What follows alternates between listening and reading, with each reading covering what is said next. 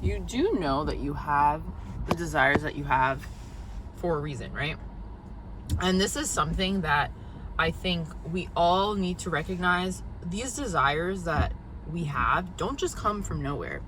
We have them because deep down we know that they are already ours, okay? They're contracted out to be ours. And I think because of how society is and how we're really taught to focus on all the negative things going on in our lives, all the negative people we might interact with, all the negative situations that might be going on around the world, we assume that whatever desires that we have are too good to be true. But if that were truly the case, you wouldn't even have the capacity to actually dream it up as something that was possible for you. You know what I mean? And one of the things that I've personally been working on and working through has been the fact that I have had these desires in my mind. I've been visualizing them, all this. However, they're not coming in the way that I thought they should come in, okay? Or it's not showing up in the time frame that I would like for those desires to show up. And I think this is why it's really, really important for you not to be attached to anything or anyone, okay? When you have an attachment to an outcome, to a place, to a person, it makes it very hard for you to actually receive that thing. And the major reason for that is that you are predicating your happiness on having that person, place, situation, thing. And you have to remember that everything ultimately comes from within you. So if you're not feeling good without those things, then you're on the frequency of not having it, okay? You're on the frequency of not being in alignment with your soul. Your soul wants to be happy. Your soul wants to enjoy each moment in the present moment, okay? Your soul isn't attached to any specific person, place, or thing making it happy, because just by being, the soul is happy, all right? And when you can get to a place where you're always just good, you're content, you're not really worried about anything, that is when everything flows into your life. And I have been noticing this personally in my life. By the way, my name is Sydney Standard, and I talk about all things self-concept, a little bit of spirituality, a little bit of self-reflection, personal growth. And as I have been evolving and growing, I have been realizing that the more detached I am from any specific outcome, person, situation, the better my life gets, because now I'm opening the gates or allowing myself to receive something even better than what I imagined, right? Because ultimately, the reason that you want to be with that person, or to be in that job, or to go to that place, is because of how you think it's going to make you feel. But if you can feel those feelings now on a very consistent basis, then whether or not you have that thing, person, situation is irrelevant, because you're able to feel those feelings now, right? So it's like, then you won't even care about getting the thing, person, whatever, because you're feeling those feelings now. So all of the joy and bliss and fulfillment that you thought that person, place, or thing, situation would bring you is not the case, right? Because it all starts within. All those feelings derive from you, okay? So you don't actually need anything or anyone to feel good. It's all a decision that you make in your own beingness, that I'm just gonna be great right now.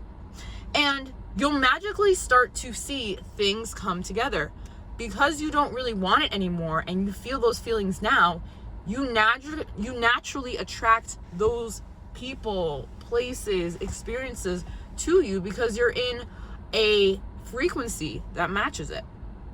And it's so interesting, because I can easily see in my retail job how when I'm resonating on a very high frequency and I'm feeling good and I'm happy and I'm not complaining about anything, it is reflected in how I'm doing at work. And I think it would be the same for you too. I think a lot of people get so caught up in BS that doesn't matter. And it's easy to do that, right? I think our society really programs people to focus on those things instead of focusing on themselves. And it's like, if you're focusing on someone or something outside of yourself, you're not focusing on you. And when you're not focusing on you, you're actually seeping away your power, okay? And it is my firm belief that the powers that be want us to be focused on things outside of ourselves. Why? Because it gives those things outside of ourselves more power. And that's one of the major reasons why I find myself, I hope something's on my teeth. I find myself not really caring about what's going on in the world, okay? Because why would I? It has nothing to do with me. That thing is already in the past, okay?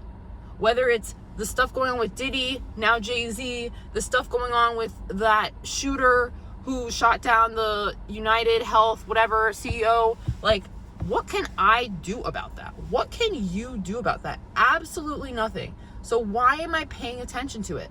It's a moot point. It makes no freaking sense. And a lot of people, they get so caught up, oh my gosh, conspiracy. Who cares? I don't care, bro. Like, you want me to focus my energy on that, so I can't focus my energy on me and make my life better, okay? Like, imagine if everybody was so focused on becoming the best version of themselves.